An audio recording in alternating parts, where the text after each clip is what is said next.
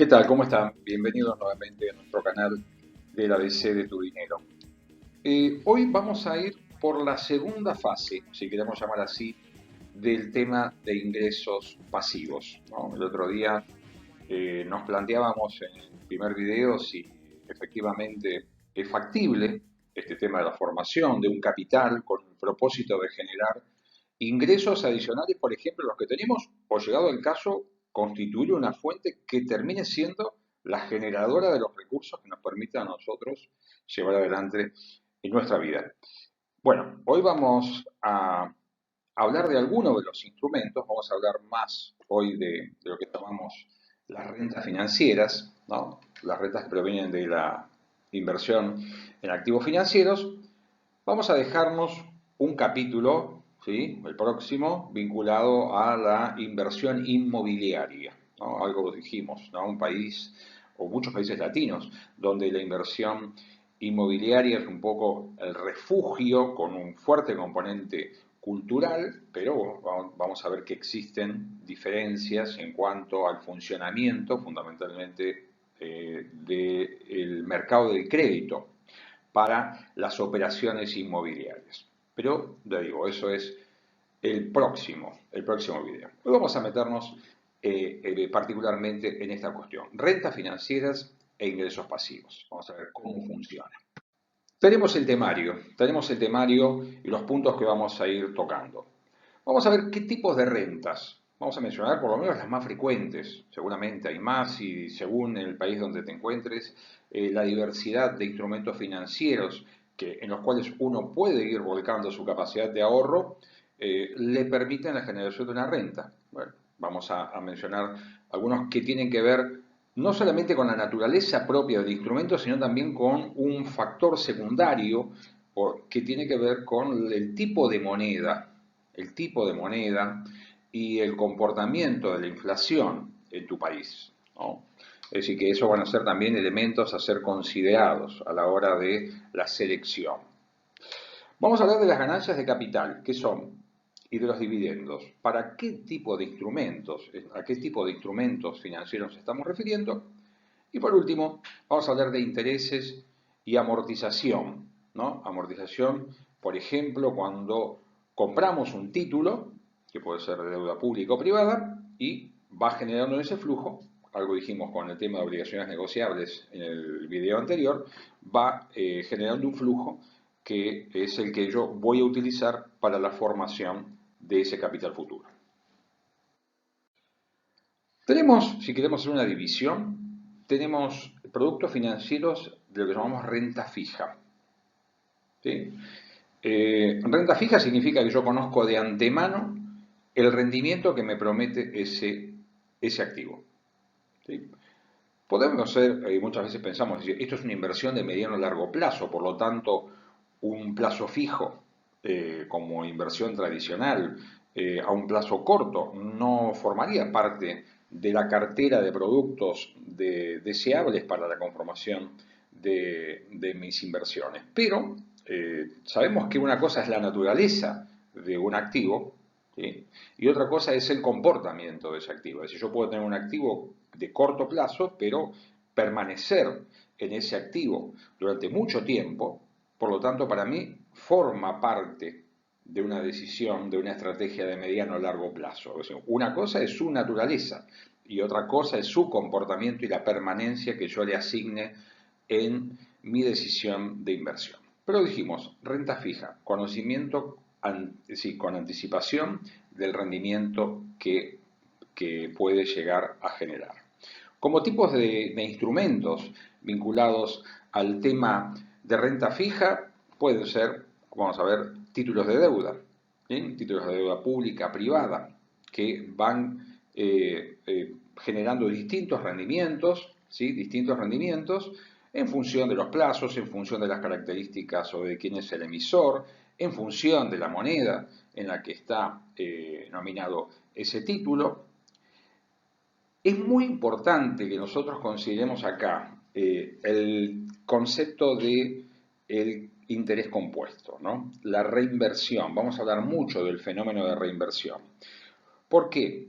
Porque si pensamos en un proyecto de acumulación de recursos durante, uno dice, 20 años, ¿no? Y me parece una enormidad, pero hay que empezar, los 20 años empiezan hoy, por decir así, y cuando siempre decimos, cuanto más rápido comencemos el proceso de formación de ese capital para la generación de ingresos pasivos, bueno, el esfuerzo que tenemos que hacer en cuanto a nuestra capacidad de ahorro, es decir, limitar nuestro consumo para generar el ahorro y luego invertirlo, bueno, el esfuerzo, como digo, es menor y el proceso de la acumulación y de la generación del interés compuesto tiene un efecto multiplicador mucho más amplificado.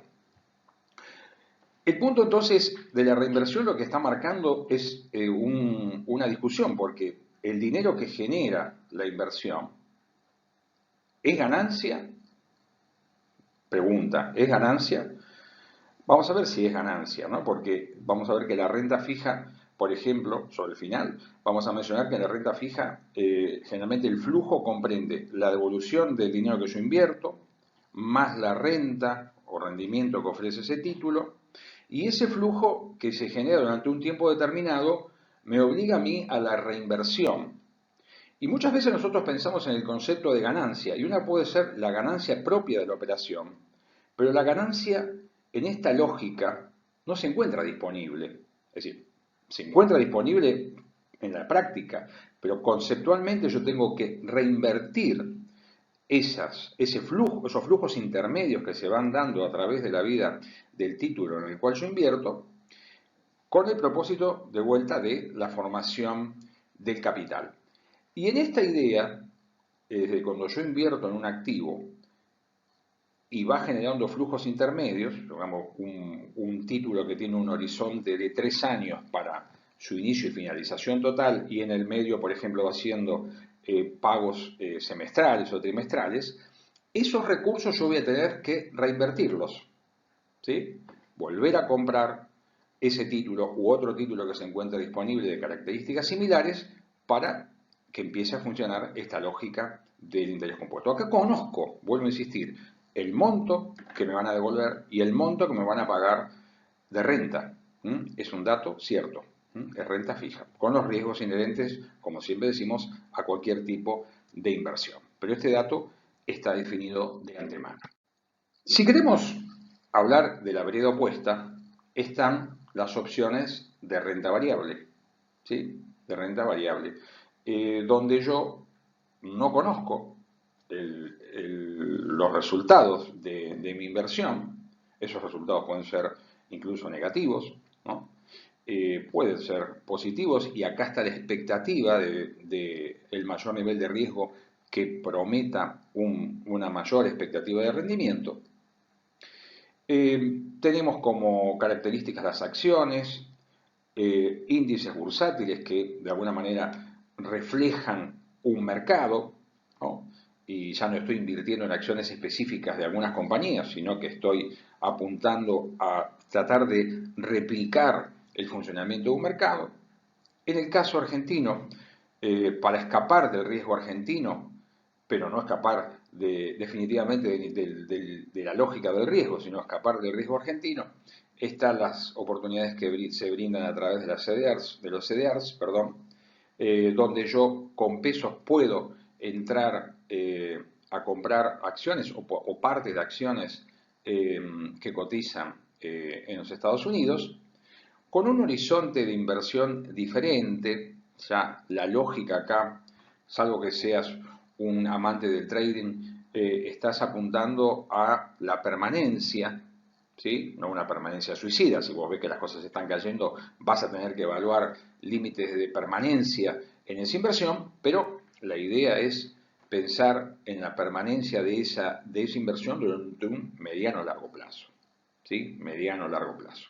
Alguno podría decir también que si yo, por ejemplo, comprase un título de deuda que está sujeto al pago de una tasa que es variable, ¿sí? Que es variable, ingresaría también en estas características, es decir, no sería renta fija, paga una tasa, pero yo no conozco con antelación la tasa, cuál es el valor, conozco cuál es la tasa que se tomará como referencia, caso argentino, tasa Batlar, por ejemplo, pero yo no sé cuál va a ser el valor dentro de 3 meses, de 6 meses o dentro de 2 años, ¿no? O sea, ¿a qué está atada el rendimiento del título?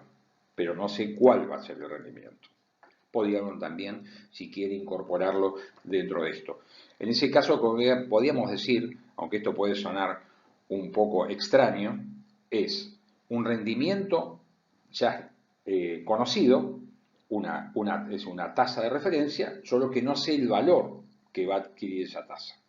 En el caso de las acciones, por utilizarlas como un símbolo de lo que podemos llamar renta variable, está esta idea, ¿no? De decir, bueno, compro un título, pago un precio, ¿a qué apunto? Eso es lo que vamos a ver en un par de diapositivas más, es decir, cuáles son mis expectativas a la hora de decir qué tipo de flujos positivos yo voy a poder recibir por haberme posicionado o haber seleccionado esta inversión. Vamos a ver cómo funciona. Acá hay expectativas de que puedan ser, es decir, resultados negativos, resultados neutros o mediocres y resultados muy favorables. Bueno, vamos a ver cuáles son y de qué manera eso me sirve a mí para ir fijando por ahora incluso el precio que estoy dispuesto a pagar en función de las proyecciones que yo pueda hacer de esos títulos y también de vuelta esto que mencionábamos antes del fenómeno de la reinversión, ¿no? A medida que yo voy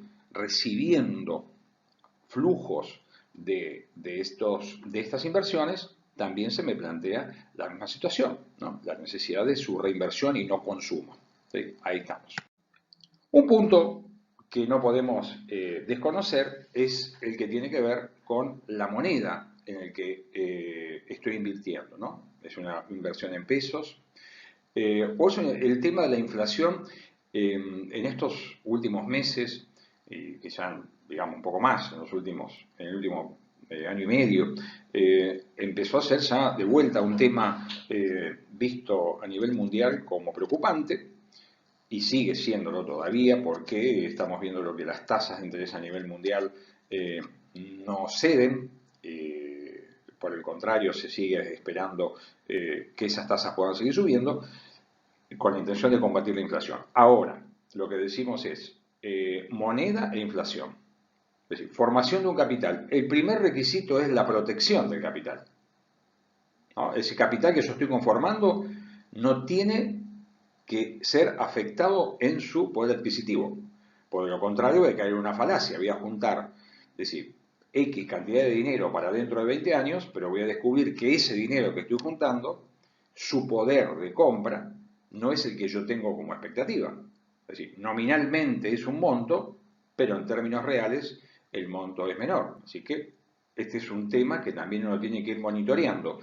Cómo funcionan las inversiones, los rendimientos que prometen, cómo funciona la reinversión y cómo es su comparación respecto a la inflación, ¿no? Porque de lo contrario, lo que podemos llegar a observar es crecimientos nominales, pero pérdidas o mermas en el rendimiento real definitivo que yo estoy obteniendo por mis inversiones. Y ahí no quiero enterarme al final, ¿no? Quiero ir monitoreando esto y no quiero llegar a dentro de 20 años con un capital que tiene un valor, pero que su capacidad real ha sido afectada por este proceso. Cuando hablábamos de la renta variable y hablábamos de las acciones, dice una persona invierte en acciones. ¿Cuáles serían las expectativas? Bueno, por un lado, que el precio de esa acción crezca. Estamos hablando de acciones que tienen una cotización conocida, pública. Y eso es lo que nosotros llamamos las ganancias de capital, ¿no? Es decir, compré un valor, si quiero neteo por inflación, ¿no? Agrego la inflación, es decir, bueno, ¿cuál sería el valor hoy que debería tener este activo para tener un valor equivalente? Neto, es decir, que no hubiera habido ni ganancia ni pérdida, tal, bueno, ¿cuál es su valor? Si hoy lo quisiera vender, y ahí obtendría una, por lo menos, hipotética ganancia de capital. Hipotética ganancia de capital. Eso tiene que ver estrictamente con las variaciones de precios que tienen las acciones. Por el otro lado, ¿no? Y ahí estamos mencionando, ¿no? Esos movimientos de precios pueden ser al alza o a la baja. ¿sí? Y cuando hablamos de alza a la baja, también de vuelta está contemplando el tema inflacionario, ¿sí? No crecimientos nominales, sino también si estoy posicionado en una moneda, tomando en cuenta la inflación a la que está afectando la inflación, ¿no? Su poder adquisitivo. Está claro esto. Entonces, movimientos de precios. Efecto de la inflación, diferencia. ¿Vamos bien o vamos mal? ¿Hay una ganancia de capital? Bueno, eso suma claramente porque estoy teniendo un activo que se está comportando y se está protegiendo frente a la inflación y está creciendo. Eso suena bien. Pero el flujo visible y palpable es el tema de los dividendos, ¿sí? Y acá existen mercados y sectores donde las políticas de dividendos son más habituales. Recordemos siempre que si yo entrase en un activo que está por pagar dividendo o renta, el precio de ese activo está contemplando ese dividendo y es probable que cuando se acerca la fecha de pago prometida del dividendo el precio vaya a crecer porque sabe que hay un premio extra a la brevedad y luego de lo que pague el precio caiga, pero en una visión de vuelta de formación de capital para la generación de ingresos pasivos, estos dividendos yo los voy percibiendo, mención por ejemplo en el caso de los CDRs que decíamos, entramos en pesos pero cobramos en dólares, eh, bueno, yo tengo nuevamente que pensar en el fenómeno de reinversión. No estoy atado a reinvertir en el mismo tipo de acción en la que de la que cobré el dividendo. Puedo pensar en otro tipo de acción, puedo pensar en otro tipo de activo. Lo que no puedo escapar es a la lógica de la reinversión, ¿no? De ir capitalizando esos rendimientos eh, para poder así crecer más rápido y alcanzar el objetivo del capital futuro que quiero obtener. Siempre este fenómeno no lo perdamos de vista. Y en el caso de títulos de deuda, ¿sí? En el caso de títulos de deuda público-privada, el fenómeno es semejante. Acá hablábamos de vuelta de los flujos, y los flujos acá sí están formados, es decir, en las acciones no me devuelven parte del precio que pagué, pero en un título de deuda sí. Es decir, yo presté, es decir, compré un bono de 100 a pagar a 3 años, con amortizaciones es decir, anuales, por ejemplo, 33.33 por cada año, con una tasa de interés que se pague con una frecuencia que fuese. Bueno, ese flujo, en concepto de amortización e intereses, es el que provoca el fenómeno, o que está involucrado, perdón, mejor dicho, en el fenómeno de reinversión. Reinversión que está atada al tema del riesgo. Muchas veces ustedes van a mirar más allá de la tasa que promete el título, ¿no? Tasa fija, por ejemplo, decíamos. ¿Cuál es la TIR proyectada? ¿Por qué? Porque simultáneamente al precio que yo pagué para comprar ese título si opera en el mercado puede ser más demandado, menos demandado, puede tener una precisión negativa respecto del riesgo del emisor, por ejemplo, que tenga futuras dificultades a la hora de cumplir con sus compromisos, eso tira baja el precio de ese activo, consecuentemente el rendimiento crezca, uno lo puede ver en aquellos bonos que, en extremo, bonos basura que valen muy poco, por lo tanto la tasa que ofrecen es muy alta, siempre y cuando se cumpla, es decir, yo lo compro muy barato con la expectativa de que finalmente el fenómeno o la catástrofe no se cumpla y efectivamente se paguen y ahí mi beneficio sería muy grande, pero en condiciones de vuelta de una perspectiva de mediano a largo plazo, el riesgo no se puede perder de vista, la necesidad de reinversión está vigente y yo tengo que ir buscando también qué productos voy a encontrar. De vuelta, estamos pensando que no hay una cartera que uno dice necesariamente voy a mantener inalterable a lo largo de 20 años. Yo puedo ir cambiando, ¿sí? Puedo ir cambiando porque las condiciones de mercado van cambiando, mis capacidades de ahorro también pueden modificarse. En algún momento quizás yo tenga que echar mano a una parte, esperemos que no sea todo, ese capital que fui acumulando, por ejemplo, con un propósito de fortalecer mis ingresos cuando deje de trabajar, que esos ingresos pasivos sustituyan los ingresos activos que tengo hoy. Entonces, esta es una visión que nosotros estamos viendo de manera estanca, si queremos llamar así, cortando, pero que en la práctica uno va estableciendo diversificación y modificaciones de acuerdo a una serie de factores como los que acabamos de mencionar. En síntesis, entonces, estamos formando el capital, ¿sí? Estamos formando un capital para el futuro, con propósitos diversos y horizontes diversos. Pero cualquiera sean estas cuestiones, hay puntos que no podemos dejar de considerar. Uno, el por qué, el para qué. Es decir, ¿por qué estamos formando este capital? ¿Cuál es su propósito, su objetivo? Dos, es la capacidad de generación de ahorro que tenemos para alimentar este proyecto. ¿Sí? ¿Con cuántos recursos? ¿No? ¿Con qué frecuencia? ¿Sí? ¿Con qué estabilidad? ¿No? Podemos generar los recursos para la formación de capital y para después seleccionar el vehículo de inversión que nos parezca más adecuado. Ese horizonte de generación es lo que estamos analizando, es decir, en el mientras tanto de la construcción de ese capital. Bueno, ahí está esta cuestión. Y valdría la pena poner como un cartel, ¿no? Que diga esto, prohibido tocar. Prohibido tocar, porque si empezamos a, por un lado, a sacrificar consumo, generar ahorro, invertir y generar un capital de largo plazo, pero no tenemos la conducta, y si no tuviéramos, si surgieran situaciones imprevistas, bueno, serían evidentemente cuestiones desafortunadas que afectarían la viabilidad del proyecto, pero si no tenemos después la conducta, es decir, qué lástima teniendo este dinero acá inmovilizado, perdiendo de vista el objetivo, que tiene que ser algo que uno entienda, sienta y digamos, lo haga propio, para no caer en las tentaciones de decir, bueno, ya que estamos, lo hicimos durante tantos años, llegó el momento de disfrutar y de golpe cambiemos las prioridades, perdamos de vista por qué queremos generar esta masa de recursos para contar con ingresos pasivos y se tienen por la borda los esfuerzos de muchos años. Un cartelito que diga prohibido tocar, salvo en casos de extrema emergencia. Les agradecemos que nos sigan, que se suscriban a nuestro canal, que compartan los contenidos de educación financiera del ABC de tu dinero. Nos encontramos en el próximo, donde vamos a hablar del caso de las inversiones inmobiliarias. Muchísimas gracias.